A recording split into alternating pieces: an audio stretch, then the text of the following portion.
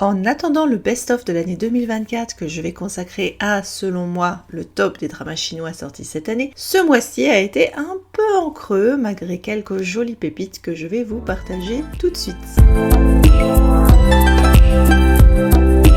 Bonjour, bienvenue sur Décalé. C'est parti, les tops. The Story of Pearl Girl. Rosie Zhao porte incontestablement ce très beau drama historique chinois qui met en valeur la joaillerie et en amont le trafic et le commerce de perles et autres pierres précieuses. Ce qui est intéressant, c'est que cette série trouve actuellement un pendant avec Brocade Odyssey que je suis en train de savourer sur Youku. Même choix d'une actrice sympathique et performante, incarnant une jeune femme indépendante cherchant à faire commerce d'égal à égal dans un monde très patriarcal et donc de mise en valeur d'un patrimoine chinois, l'un lié aux bijoux, l'autre au tissu. Cet aspect n'est d'ailleurs pas du tout barbant alors que notre pêcheuse de perles à l'identité pas nette et asservie par de vilains exploitants va croiser la route de deux loulous, un prince qui est un fonctionnaire vertueux qu'elle va émouvoir et un marchand avec un arc de vengeance qui l'embarque sur sa caravane et avec lequel elle se frite avant, vous vous en doutez, de tisser des liens compliqués et amoureux. Le marchand en question est joué par Liu Yuning qui est comme à son habitude excellent dans un look et un perso qui m'a beaucoup fait penser tout aussi bien au niveau du charisme au prince joué par Vanessa Wu dans Princess Wei Young. C'est une splendeur à regarder et ça a d'ailleurs très bien marché à l'international, mais attention, ça a le défaut de beaucoup de dramas récents qui est une tentation que je trouve un peu barbante quand même à loucher sur le dramatique et les fins peu satisfaisantes. Et alors que nos loulous dégustent quand même fichtrement dans cette série, la fin ne les épargnera pas et nous non plus, et je trouve la conclusion très bof dans sa mise en scène, les persos sortant quasiment par la porte de service au lieu d'avoir un beau final, fut-il pleinement lacrymal. C'est d'autant plus naze qu'on nous a fait du setup sur le fait que les persos resteraient ensemble et B que chi, les vertus de la vente. Série coréenne sur Netflix qui est assez décoiffante avec un groupe de jeunes femmes des années 90 qui se lancent dans le business de la lingerie coquine et de jouets pour adultes afin d'arrondir leur fin de mois et d'élargir, si je puis dire, leurs horizons. Tout un scandale dans leur petit village qui n'en revient pas de cette agitation très peu comme il faut. L'héroïne est une femme courage, ancienne reine de beauté du bled, qui a épousé un con, je peux pas dire autrement, qu'elle surprend un jour en train de la tromper avec une copine. Du coup, elle cherche un moyen de mettre du kimchi dans son bibimbap et s'occuper de son gamin, et bingo, découvre l'utilité du vibromasseur, et ce alors qu'elle avait dans le village la réputation d'être plutôt une coinsauce. Sa petite entreprise va connaître quelques crises, mais lui permettre aussi de faire copine avec la coiffeuse sexy, la mère de famille nombreuse et une bourgeoise qui s'ennuie et avait d'autres ambitions dans sa jeunesse. Et puis s'ajoute à l'affaire un beau gosse qui transfère dans la police locale et qui enquête incognito sur l'identité de ses parents puisqu'il a été placé en adoption dans sa prime enfance. Je dirais que tout ce drame d'ailleurs n'était pas nécessaire, on aurait pu rester juste à se concentrer sur les projets du business des nanas et leur évolution personnelle, amour y comprise, sans rajouter trop de choses sur les persos masculins. On continue avec My Cherry Amour. Très jolie la corne qui rappelle vaguement l'ambiance et la cinématographie des productions de la BBC, du style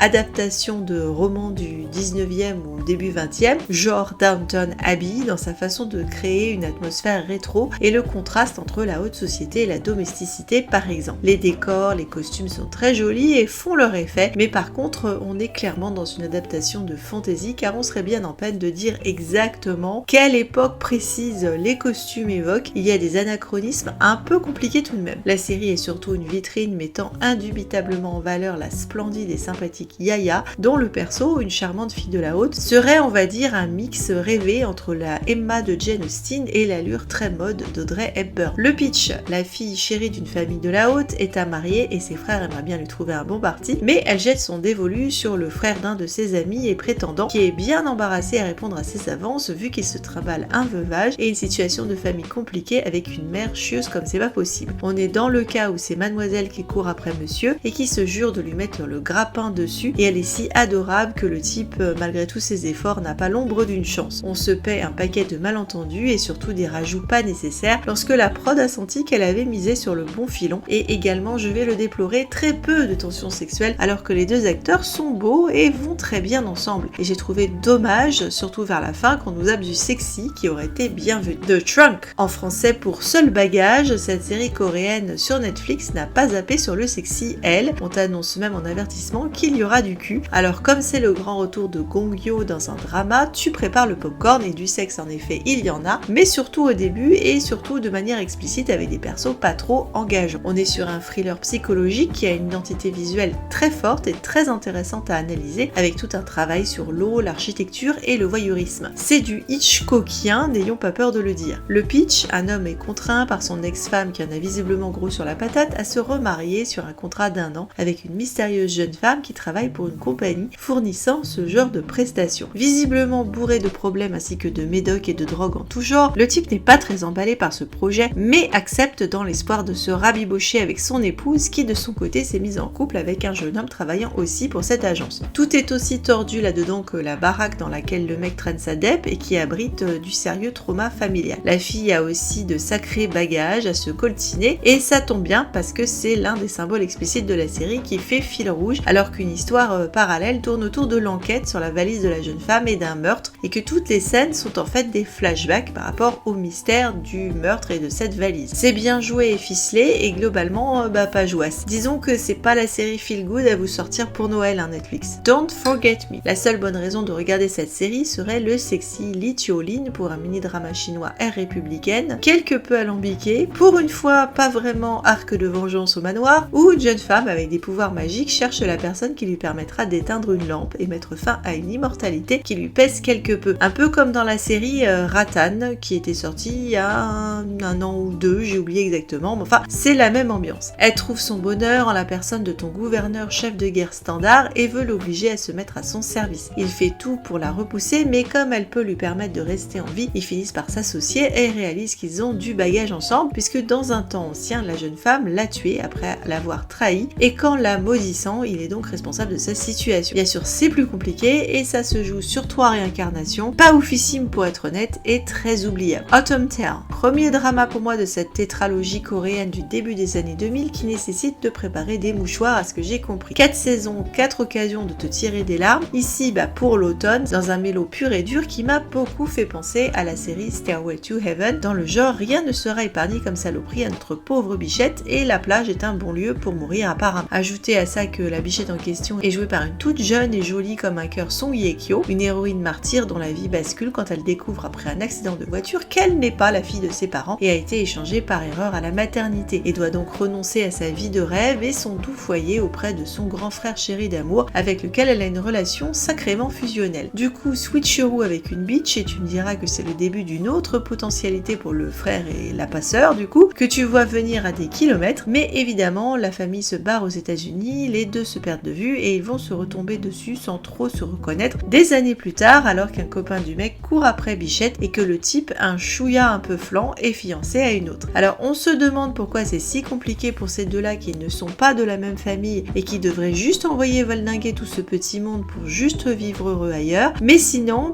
il y aurait pas de mélo et j'imagine qu'il ne faut pas prendre à la légère la pression sociétale coréenne qui est réelle. Bon, comme c'est un vieux drama coréen, ça manque également de sexy. Ajoutez à ça une jolie leucémie génétique, un camion tueur et bonjour le cocktail qui pique les yeux, d'autant que Jeux interdits passe en boucle en fond. Le Tunkai. Peter Ho fait le taf dans ce très court drama chinois qui assume à fond la carte du toxique, qui rappelle quelque peu la série Sealed with a Kiss dans le genre. Un type veut se venger de la famille qui aurait buté sa chérie et donc choisit de s'en prendre à la fille de la famille qu'il séduit, épouse et traite comme une moins que rien. Bichette martyr supporte beaucoup mais finit par se sauver quand elle tombe enceinte et que le mec lui fait comprendre qu'il ne veut pas du rejeton. Elle va donc se cacher de lui pendant des années. Mais il la retrouve et comme il est amoureux d'elle à sa manière tordue, il essaie de se la récupérer tout en étant vénère qu'elle ait apparemment eu un enfant de quelqu'un d'autre que lui. Oh là là, qui peut être le papa? On pose son cerveau de côté, on sort les crackers si on aime ce genre, on n'est pas dans le chef-d'œuvre vu le format. Je précise, mais en avais-je besoin vu du pitch, c'est pas gay. On est dans le salaud en rédemption. Calling from the Galaxy. Ouh là là, ça faisait longtemps qu'on n'avait pas eu du n'importe nawak, mais en voilà un qui est quand même surprenamment accrocheur, malgré sa CGI très cheap et son scénario what the fuck qu'on ne cherche même pas vraiment à suivre en fait. Ça louche du côté de Ashes of Love dans un Ciencia sur un prince héritier célibatant qui s'est attaché à l'insu de son plein gré à son assistante fouteuse de merde et décide donc de la suivre quand elle le plaque pour vivre des aventures en tant que mortel. On a les vilains célestes comploteurs, un mariage arrangé dont le mec veut pas, des démons qui ressemblent pas à grand chose, mais un joli petit couple qui nous donne de grands moments assez adorables, avec une actrice choupinette avec sa jolie bouche en forme d'arc de Cupidon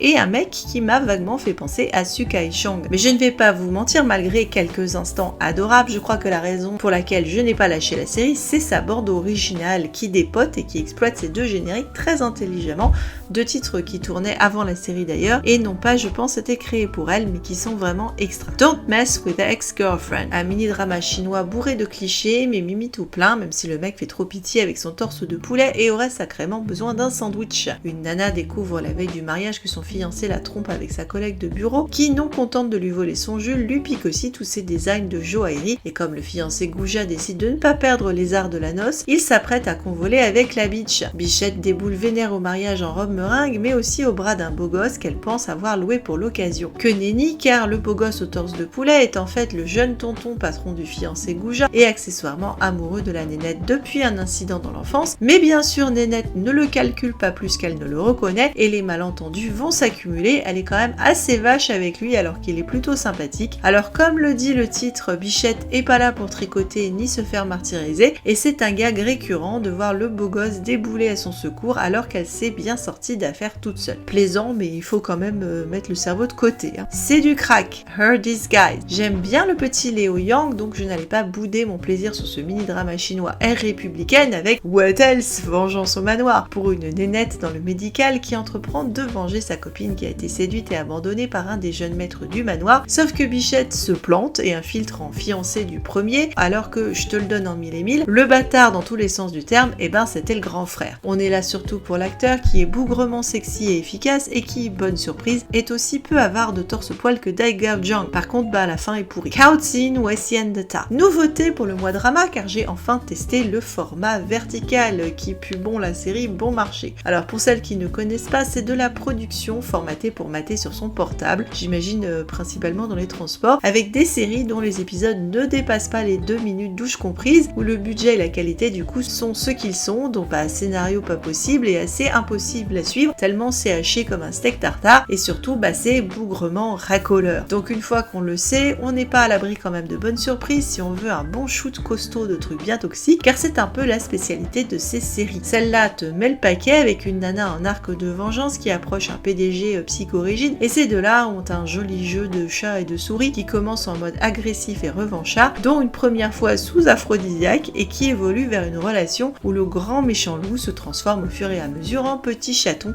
qui ne sort plus les griffes que pour protéger sa belle. Le couple est très sexy, l'acteur m'a beaucoup rappelé Howie Claw, donc pourquoi pas se tester ce genre de format de temps en temps quand on a envie d'un drama un peu trash. Les flops. Love Game in Eastern Fantasy. Ce drama chinois de fantasy avait plutôt très bien commencé pour moi avec l'adorable Esther Yu et le non moins charmant Ding Yuxi, en sachant que ce drama est l'occasion de retrouvailles pour le duo qui était déjà mignon tout plein et très bien assorti dans la série Moonlight. D'ailleurs, le couple retrouve aussi dans cette série le deuxième perso masculin. Le début est vraiment chouette avec des visuels intéressants et des jolis costumes, mais le postulat de base pue quand même un peu et je dirais que c'est un élément qui a contribué pour moi à plomber la série au fur et à mesure, qui devient trop longue et s'embrouille jusqu'à un final en fait assez décevant. En tout cas, j'ai fini par zapper de plus en plus alors que j'étais très emballée au départ. Le pitch, une nana se retrouve plongée dans l'univers du bouquin qu'elle était en train de critiquer en ligne et histoire de dire dans la peau de la deuxième Nana Bitch, avec si elle veut se sortir de là, la mission de parvenir à conquérir le cœur du deuxième perso masculin censé la buter. On est un peu dans le même cas que The Romance of Tiger and Rose où jouait justement l'acteur et on a toute une intrigue autour de chasseurs de démons en sachant que le mec doit séduire la fille cache le fait d'être un hybride mi-humain mi-démon. C'est plein de fraîcheur et assez drôle au début, la fille devant faire des reboots incessants à chaque fois que le mec la bute, ce qui arrive quand même beaucoup. Mais avec ce début, mais vous me direz c'est pas la première fois dans nos dramas, elle s'amourache de lui. Une série frustrante en ce qui me concerne parce qu'elle a très vite perdu de son charme. Smile Code. Là aussi, déception pour un drama chinois assez doux amer autour de la relation entre une jeune femme en galère qui fait des stand-up dans un petit club de comédie et un jeune homme au passé traumatique qui ne sait plus éprouver d'émotion. Elle flash assez vite sur lui parce qu'il est physiquement intelligent et les deux se retrouvent à cohabiter tandis que le mec espère se trouver sur le chemin de la guérison et de fait Bichette, interprétée par la lumineuse Shen Yue, est le médicament qu'il lui faut. Mais au niveau du ton de la série, imaginez que la fille vit dans une rom-com alors que l'arc du mec tient davantage du thriller psychologique. Ça aurait pu donner quelque chose de bien, mais ça ne colle pas vraiment. Niveau humour, on n'est pas non plus convaincu par les performances de la Miss, mais l'humour n'est pas forcément traduisible d'une langue ou d'une culture à l'autre. En tout cas, il y a un truc qui ne fonctionne pas pour moi dans cette série, alors que j'aime beaucoup les deux acteurs par ailleurs qui jouent très bien.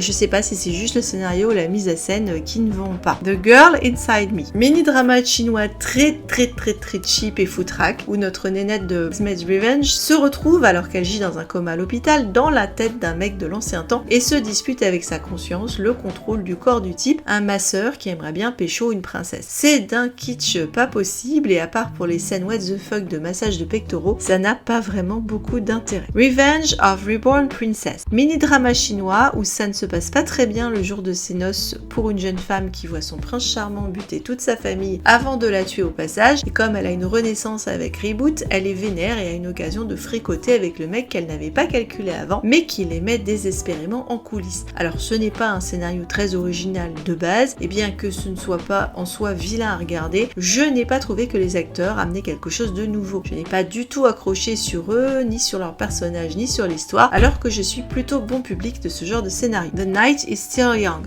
Ah bah tiens, justement, c'est quasiment le même postulat dans cet autre mini-drama chinois, et bien que je le classe aussi dans les flops, je dois dire qu'il est pour moi plus intéressant que le précédent, parce que justement l'acteur, le cadra qui fait pas son âge Jean Heureux, est pas mal du tout. Mais voilà, le reste du cast est pas terrible, lui, et la Mayo ne prend d'autant pas que le scénario est foutraque et assez bazar. Ça s'ouvre sur un jour de noces qui est perturbé par un prince qui vient foutre le bazar l'arme à la main et réclame la fiancée de son neveu. Du coup, bastos entre les deux mecs et la jeune femme tue le type qu'elle accuse d'avoir tué son père avant de tomber du haut des remparts, succombant à un poison. Reboot et la fille est bien vénère et se jure de faire obstacle au mec, mais en fait il n'est pas ce qu'elle croyait et a payé de sa personne pour cette chance de reboot, ou comme dans The Royal Princess, tous deux ont souvenir de leur vie passée. Ça va s'en mêler les pinceaux et je ne suis pas emballée par l'actrice, mais au moins ça ne s'est pas terminé mal. Uncle Cool, mini-drama chinois qui s'appuie sur un manga et qui est un objet assez problématique, normal quasiment pour un manga, où une lycéenne passe un peu trop de temps à mon goût avec un jeune homme médecin à l'hôpital. C'est un peu chelou et un peu pédo si on y réfléchit quand même. Évidemment, comme l'actrice n'a pas l'âge de son rôle, ça passe en visuel et je dirais que c'est elle qui porte le truc, car j'ai eu beaucoup de plaisir à retrouver dans ce rôle la nénette de Embrace in the Dark Knight, série qui m'avait bien emballé récemment. Bref, la nana se réfugie beaucoup chez le type parce que c'est pas la joie à la maison, mais le scénario est indigent et qui plus est, ça se termine en queue de poisson, à savoir s'il voulait faire une saison 2. Pretty Boy. J'étais très curieuse de découvrir le remake chinois du drama coréen Tale of Nokdu, mais alors je ne dirais qu'une chose, c'est que j'avais envie de revoir la série d'origine parce que celle-là est une catastrophe, alors que pourtant j'aime beaucoup l'actrice et qu'on y croise un cast assez sympathique. Pourtant, c'est pas Dieu possible d'avoir fait de cette histoire pleine de fraîcheur et drôle sur ces malentendus au début un truc tout naze, et d'autant plus que le malentendu devient inexistant vu que la fille sait tout de suite que le garçon est un garçon. Bye les histoires de cohabitation compliquées, bye l'éveil des sentiments amoureux complexes, ils ont fait tellement de changements avec l'histoire jusque sur la fin qui est dégueulasse que tu te demandes bien pourquoi ils se sont même emmerdés à vouloir faire un remake de cette série. Alors ok,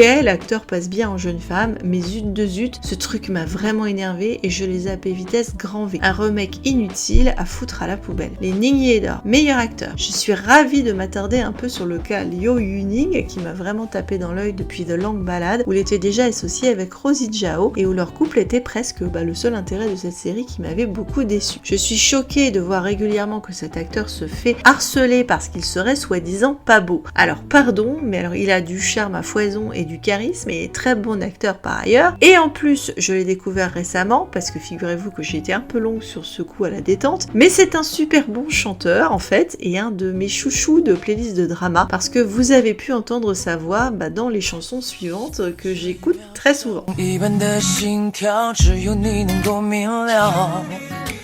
你的眼睛像星星在我夜空闪耀，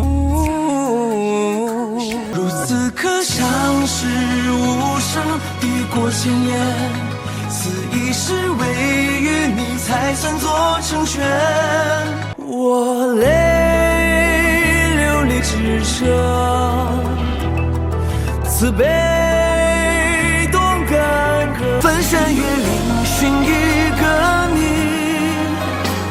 此生不负相遇，乾坤上舍山与河。若如光，若你我，若厮守相濡以沫。Liu Yuning, je résume, est donc très bien, donc boule et rageux. Par contre, je vais quand même être obligée de faire une accolade à défaut d'autre chose à Gong Yoo, parce que ça faisait bougrement plaisir de le revoir dans un drame. Meilleure actrice, c'est Zhao Luce, qui est une vraie petite perle rare, j'en profite pour parler un peu d'elle ici aussi, parce qu'en plus de se trimballer une réputation de fille adorable hors caméra, d'être jolie comme un cœur, elle est bourrée de talent, que ce soit dans la GRS quand elle était toute jeune, ou dans sa pratique du Qing, mais je vais en reparler un petit peu plus tard. Meilleur acteur dans un second rôle, je vais placer là le petit Leo Yang, qui fait figuration dans le très décevant Pretty Boy, mais qui brille de mille feux dans Her Disguise, un acteur qui se fait de plus en plus remarquer, et que je vous promets de garder à l'œil et le bon sur la chaîne décalée. Meilleure actrice dans un second rôle. Pour une fois, je remets la palme à l'ensemble du cast féminin des Vertus de la Vente. Elles sont toutes extra là-dedans, mais je dois dire que les dramas coréens sont souvent très doués pour nous donner des personnages secondaires savoureux et hauts en couleur. Meilleure musique. La bande originale de Story of Pearl Girl est très jolie, mais même avec la jolie voix de Liu Yuning, c'est la bande originale de Calling from the Galaxy qui, pour moi, déchire tout ce mois-ci. D'une part avec le générique de fin qui traînait depuis un moment dans ma playlist, mais c'est surtout avec Mang Jong ou Grain in Ear en anglais, en générique d'ouverture et thème récurrent de la série, une merveille qui, comme le titre en anglais vous l'indique, vous tombe dans l'oreille pour ne plus vous lâcher et qui, ça tombe bien, a été également joliment interprétée sur scène par Rosie Zhao qui joue du Qing et que je vous laisse ici découvrir.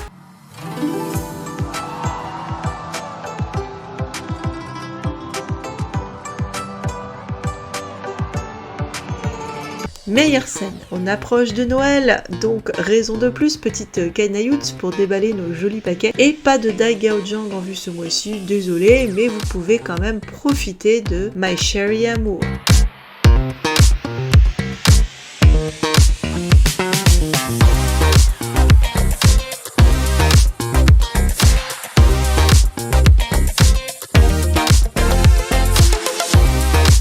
The Girl Inside Me qui est parti dans un délire orgiaque au niveau du torse-poil, à croire qu'il savait que j'allais les mettre en best-of. Alors là, franchement, vous m'avez nourri les gars.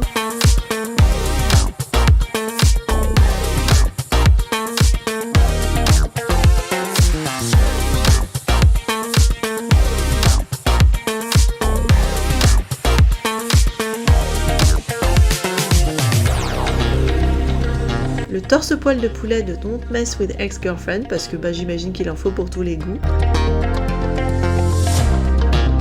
The Trunk, qui aurait pu nous mettre un peu plus de Gong Yoo en ce qui me concerne, mais on va déjà se contenter de ce qu'on a.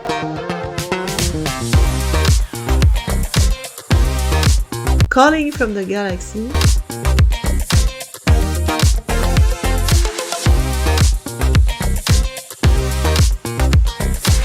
Kaotin Weisian Data. The Night is Still Young.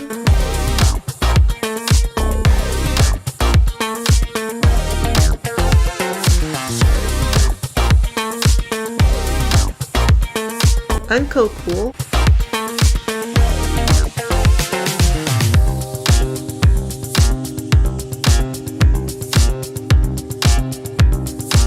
Et notre star playmate du mois qui est Leo Yang, presque le dauphin ou le substitut de Dai Gaojang, tant il a été généreux ce mois-ci, notamment autour d'un bon prétexte scénaristique qui est de se faire tatouer le dos.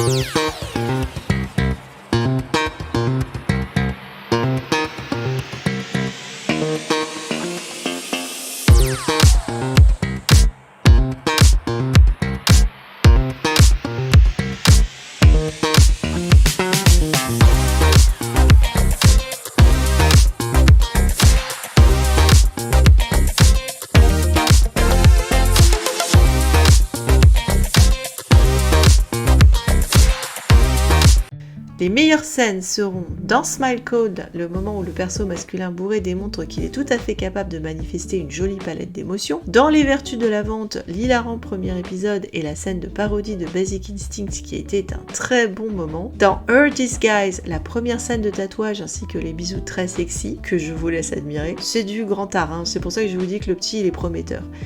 Dans Calling from the Galaxy, de jolies scènes toutes mimi.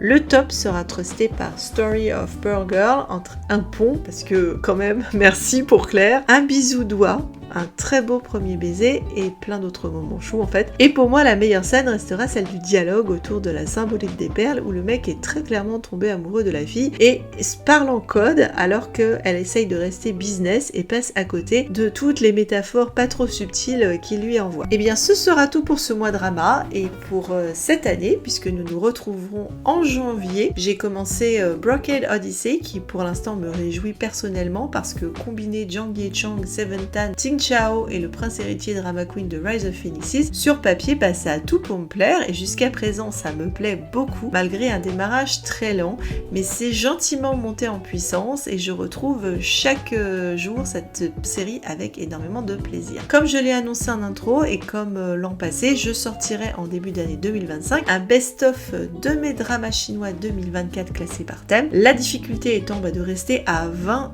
dramas, mais si vous ne les avez pas vus, ce sera l'occasion d'un bon rattrapage pour certaines et certains, et si vous les avez vus, ça vous les remettra en tête, parce qu'après tout, on a eu quand même quelques bons crus cette année. En attendant, merci d'avoir suivi cet épisode. Je vais guetter les playlists que certaines d'entre vous me partagent chaque mois, je les en remercie d'ailleurs du fond du cœur, bien que ça reste quand même très timide chez les autres, donc n'hésitez pas à me faire des suggestions. Je crois que beaucoup d'entre vous commencent à connaître un peu mes goûts, donc vous devriez m'orienter sur les bonnes séries. Likez, partagez à votre bon cœur, bienvenue aux nouvelles et aux nouveaux abonnés, merci encore aux fidèles qui me suivent depuis presque un an et demi, et bon binge watch.